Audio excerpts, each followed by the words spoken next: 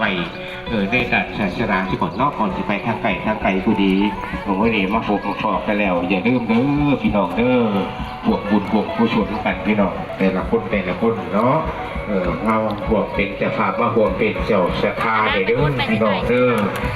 มาไก่ผู้ดีเนาะผู้ใหญ่มาก่อนบนเป็นแล้วอย่าลืมพี่น้องเนาะ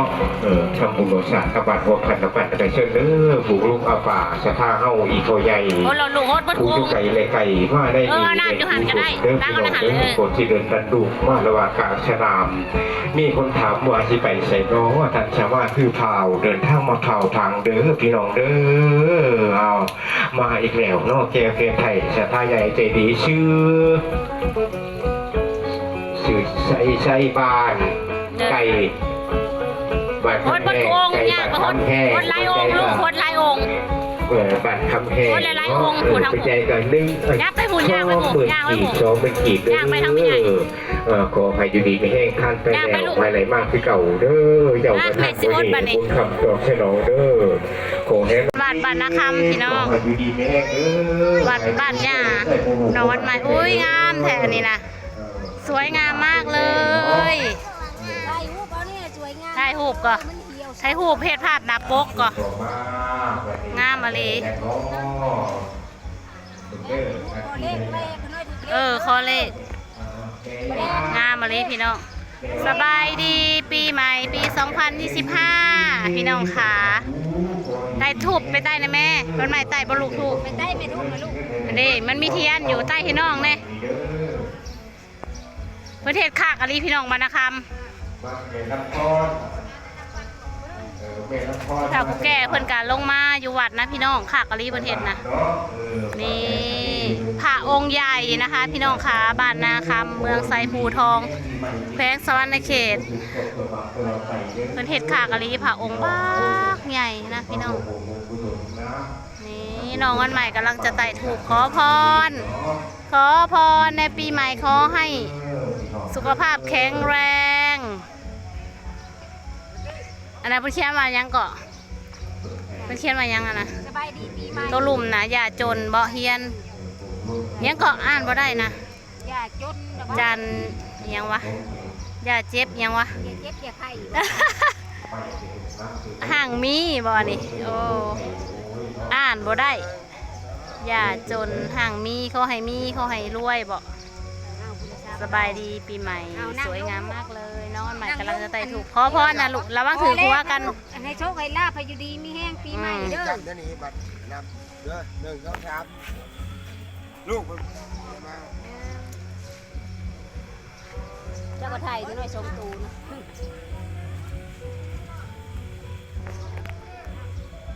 น้องวันใหม่กำลังขอพรพี่น้อง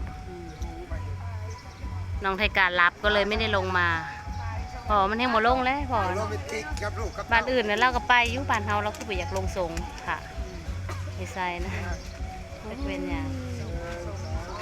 เจ้าก็ลงแล้วลูกมันใหม่แล้วงามอะไรพี่น้องปองปาย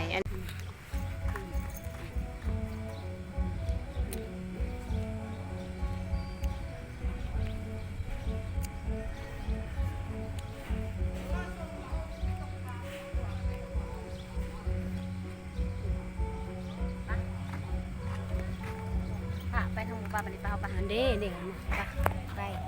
ไปลูกปะนั่นไหมไปพวกปะนะพี่น้องโอ้พระองค์ใหญ่อลีพี่น้องเอ้ยเพิ่นสร้างแล้วแต่เฮิงบ่องค์นี่นะคักอลีพี่น้องพี่น้องพระองค์บักใหญ่พี่น้องปองปายคักลีพี่น้องอ้อมเจดีนี่ก็งามแฮงงามมาลีมาโฮดลูกเดี๋ยวเฮาสิไปวัดต่อไปเนาะพี่น้องวัดต่อไปเลยว่าเฮาสิไปได้จากวัดปีนี้เนาะวัดที่2นะคะพี่น้องคะเฮาจะมาส่งพระ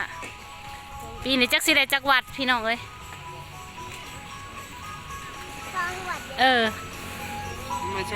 น้องไทก้าจะมาหดพระสงพระนะ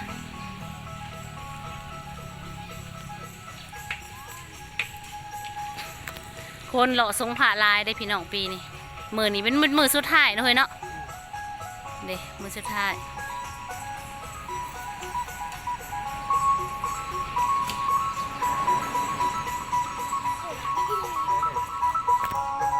เพิ่นก็มีแนวขายได้พี่น้องเอ้ยโฮดในแม่นางใหม่อันนั้นแม่ลูกบ่โฮดเบิดก็ได้ผู้เฮาไปโฮดอยู่ผู้ไปโฮดผ่าองค์อยู่ทางผุนก็ได้จังหลายองค์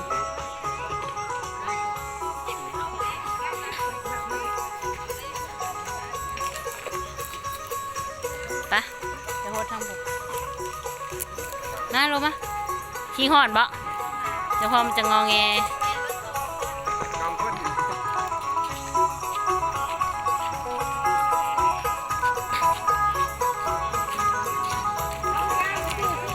ใส่เลยแล้วก็สีแล้ว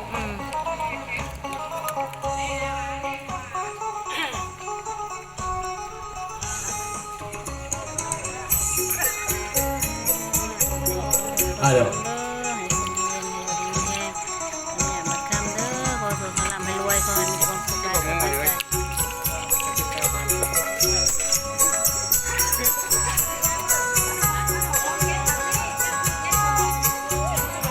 เฮ้ยเด็ดละหดสมบูรณ์แต่พี่น้องแล้วก็ได้วัดที่2พี่น้องได้เข้าไปวัดที่3ต่อเลยพี่น้องมาลุ้นกันว่าสิได้จังหวัดนะคะพี่น้องคะสงขลาเลาะกลับบ้านพี่น้องเลยไปเดี๋ยวเข้าไปต่อพ่อพญอูพี่น้องมานี่พัดพ่อพ่อใหญ่อูจะมาแต่ใส่พ่อใหญ่อูไม่บรรบันโพนผู้เดียวลาวเอายังเอาน้ำป้าดำหอมกระเจ้าน่ะขึ้นเรื่องหอยๆบรรเทาเห็ดคือดำปื้อๆกระเจ้าเห็ดอะไรขึ้นเรื่องขักใช่ปะกิเมนในนอกกระเจ้ากิเมนใช่ไหม เท่ากับพ้นขักอยู่ได้มันคือบนเรื่องคือกระเจ้าเห็ดวะพี่น้องหอดบ้านโพนแล้วพี่น้องเลยนี่ตอนนี้เรากำลังหอดประทัดโผนนะคะพี่น้องมาสงผ่า กินน้ำอ้อยดอกฮาวนี่อากาศนอนหอดนี่น้ำอ้อยเก่งบ้าบ่มาฮดผ่าสงผ่าโอ้ยแดดพี่น้องปองปลายโอ้อาหารกินหลายคงกินหลายขนาดคงคนในในใต้จูบในใต้อยู่ลุ่มแต่ว่าฮดผ่านะฮดอยู่เทิงเนาะ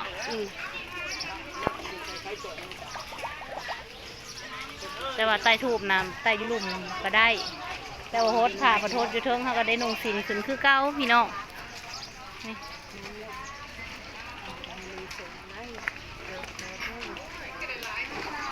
มาโฮดผ่ามาพี่น้องมาโฮดมาสงผ่าเด้อนี่โฮดสงให้ซุ่มให้เย็นให้อยู่ดีมีแห้ง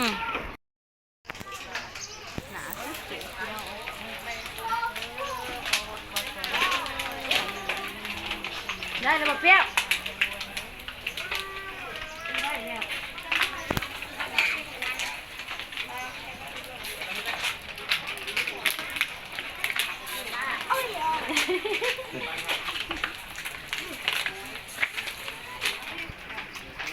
เด็กๆยังวันทันมาที่น้องเด็กๆซื้อน้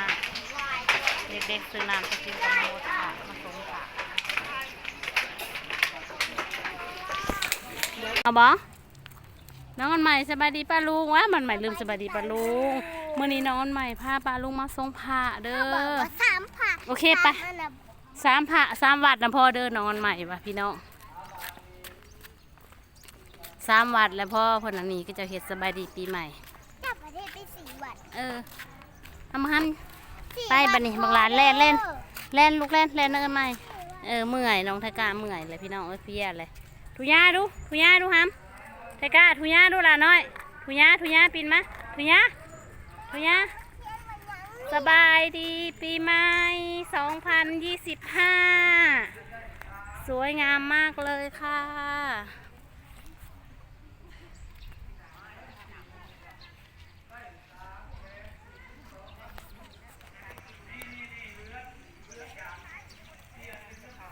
ไปลูกไปผูกไปหาพอไซไปเล่นพาน้องไปผูกไปกะไม่เอาแม่เอาน้องไหมมันสิเขาไปถล่มมันนะไปลูกพูนไปโฮดน้ำพ่อผูไม่ผูบังคับไปผูเพื่อนน่ะไม่ได้อยากไปนอกกรอบไปผูไปบนหมู่ไปผูลูกไปบนหมู่ภาพไปเพื่อนไม่ได้อยากไปบุคือหมู่ภาพไปทางหนึ่งไปทางหนึ่งโบดัง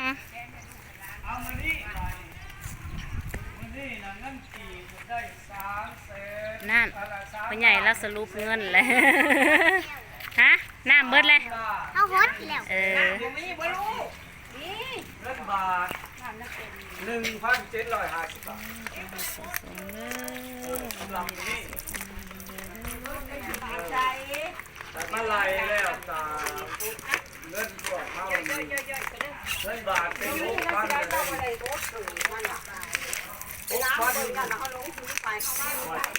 เลย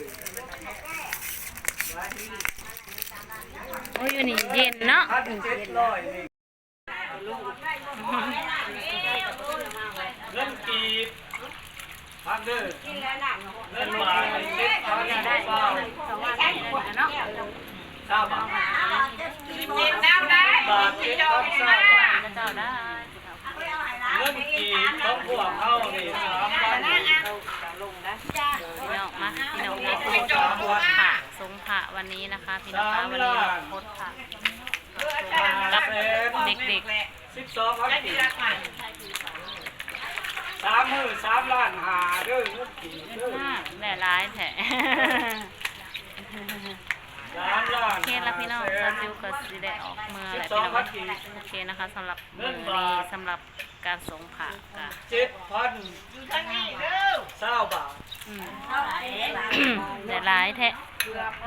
ก็ได้แล้ว ผู้เฒ่าเพิ่นสรุปเงินสรุปคำแล้วพี่น้องซาจิวพาไปเบิ่งกองทรายนี่งามแห้งพี่น้องเราก็สิได้ออกเมื่อแล้วเราส่งผ่าไปเรื่อยๆแต่ว่าซาจิวสิขอจบคลิปไว้สำนี้ซะก่อนพี่น้องนี่งามแห้งมันใหม่ป่ะพี่ลูกเฮ้ย ถ่ายรูปบ่ งามมาลีพี่น้องโอเคนะคะ